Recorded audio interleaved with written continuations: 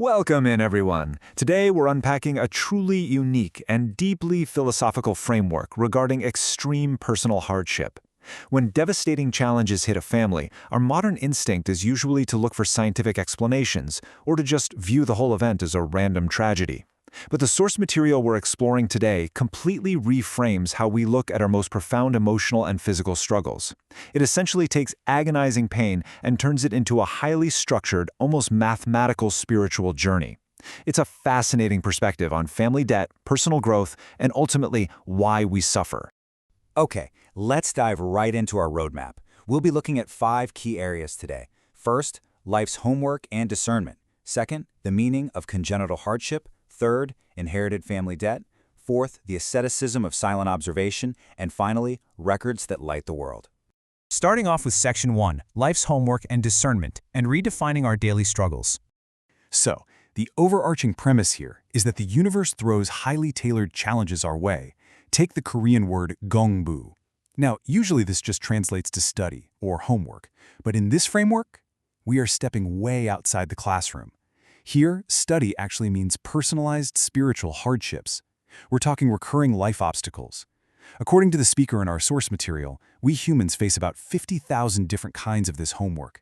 Basically, every difficult problem you face is a customized curriculum designed specifically for you. Those things that frustrate you the absolute most?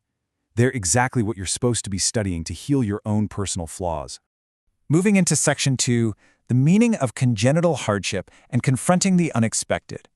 So how should we perceive unexpected severe family hardships, like, say, a congenital disability? The speaker uses a really powerful case study to illustrate this philosophy. Imagine a family welcoming a child born with a severe congenital condition.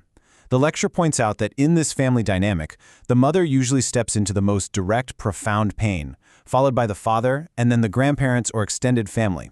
It's intense grief, right? It completely rewrites the reality of that household, bringing up a whole mess of complex emotions and, unfortunately, societal judgments.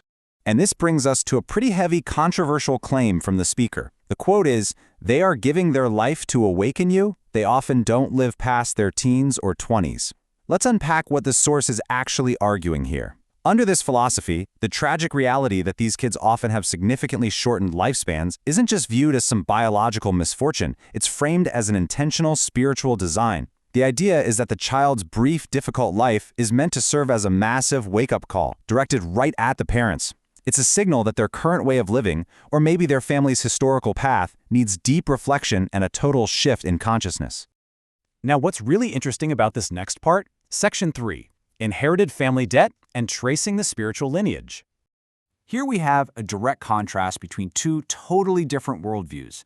We all get scientific genetics, right? The biological inheritance of physical traits or medical predispositions. But the speaker introduces this concept of spiritual lineage, or sigil in the source. This framework argues that just like we inherit physical genes, we also inherit karmic energy and family debt. If an ancestor had unresolved issues or committed wrongs they never made right, that energy travels down the family line. It might even skip a generation, missing the parents but hitting the grandchild, manifesting right now in the present as a severe hardship the family just has to face. And that leads us to the core spiritual law of this whole philosophy. If you inherited the good from your ancestors, you must also pay off their debts. In this view, you can't just take the wealth, the good looks, or the positive traits of your lineage and just ignore the shadows. No way. This hardship, whether it's an illness or a congenital condition, is viewed fundamentally as a generational debt. And crucially, the current generation dealing with this hardship is the one uniquely tasked by the universe to finally clear that exact debt for the whole family tree. Which brings us to Section 4, the asceticism of silent observation and real-world practice. When we hear asceticism, we usually picture retreating to some quiet mountain monastery, right? Living completely isolated from the world. But the speaker completely flips this on its head. True asceticism, they argue, is enduring everyday societal friction and absorbing outside criticism without anger. The chaotic, everyday society, with all its harsh judgments, intrusive questions, and ignorant comments about your family, that is your true training ground. The source even notes that just doing daily business or sales, simply absorbing the friction of regular human interaction, is the real spiritual practice. So, parents are given exact and incredibly difficult steps to pass this cosmic test. Step 1. Accept the child's life as your customized study, your personal homework. Step 2. Observe the situation silently. You become a quiet witness to your own life and your family dynamics. And step 3. Absorb outside criticism as medicine. When a relative makes an insensitive remark or a stranger stares at you, you don't fight back, you don't complain, and you don't make excuses. Instead, you're supposed to silently absorb those words, swallow them like bitter medicine, and use that energy to build immense inner strength and wisdom.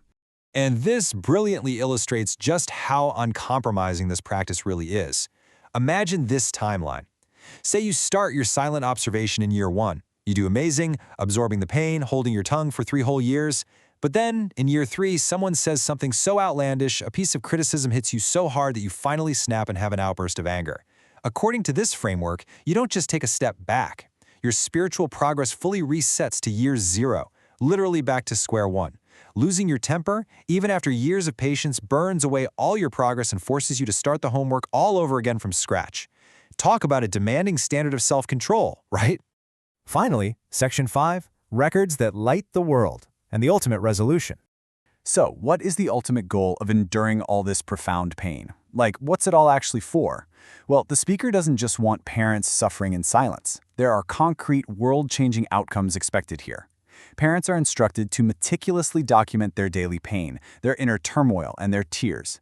After quietly organizing these observations over, say, 3 to 7 years, they are tasked with producing a record. Maybe that's publishing a book or a guide. The ultimate resolution isn't just finding internal peace, it's turning that profound darkness into a beacon for others going through the same thing. By creating a record that helps society navigate its pain, you pay off that generational family debt once and for all, and you actively contribute to human evolution. You leave a footprint that actually makes the world better. But what happens if you refuse the assignment? Well, the speaker issues a pretty stark warning here. If you spend your life resenting the world, complaining about your unfair circumstances, fighting with those around you, and basically failing this homework, the debt doesn't just vanish when you pass away. It simply passes down to the next generation. The cycle of suffering just continues for your lineage, because that burden remains unpaid. So the crucial takeaway here, and the final question we really want to leave you with, is this. What homework is your current hardship asking you to complete? Regardless of what you personally believe about ancestral debt or spiritual lineage, this framework really challenges us to rethink our obstacles. It asks us to stop viewing our pain as random cruelty. Instead, it challenges us to look at the immense friction in our lives, take a breath, observe silently, and figure out what we are uniquely positioned to learn, heal, and ultimately share to light up the world around us. Thanks for joining us as we explored this amazing source material today.